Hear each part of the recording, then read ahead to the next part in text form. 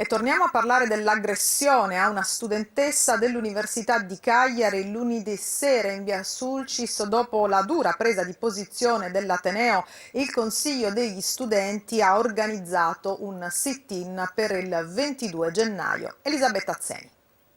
Strattonata e aggredita nel tentativo di usarle violenza sessuale, un episodio grave che si è consumato lunedì sera in via Sulcis ai piedi del Colle San Michele prima che la giovane studentessa dell'Ateneo cagliaritano raggiungesse la mensa. Solo per un caso la ragazza è sfuggita al predatore. Raggiunto l'ospedale dove è stata visitata e soccorsa per il trauma allo sterno procuratosi nel tentativo di difendersi, la vittima non ha potuto presentare denuncia formale sino al mattino successivo. A raccontare sui social la storia è stata proprio la studentessa che ha chiesto a tutti di condividere il post per accendere i riflettori sull'accaduto. Ovviamente noi le stiamo vicino per questo e penso che sia assurdo che non si possano fare denunce in determinati orari perché purtroppo questi avvenimenti capitano in ogni ora del giorno.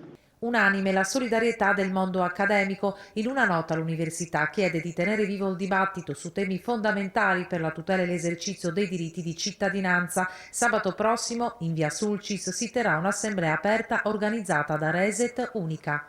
Il nostro obiettivo è coinvolgere la popolazione cittadina che abita in quel quartiere, quindi facendo un'assemblea cittadina di quartiere dove ascoltiamo anche le necessità di chi abita in quella determinata zona e cerchiamo di trovare insieme delle soluzioni.